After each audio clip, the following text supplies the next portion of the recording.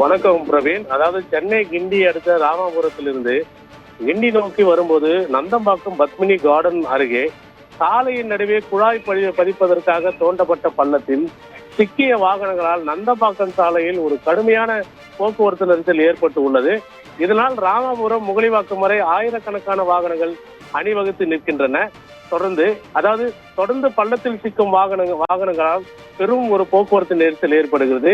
இந்த பள்ளத்தில் சிக்கும் வாகனங்களை அவ்வழியே செல்லக்கூடிய ஜேசிபி இயந்திரம் மூலமாக பள்ளத்தில் சிக்கிய வாகனங்களை அப்புறப்படுத்தப்பட்டு வருகிறது.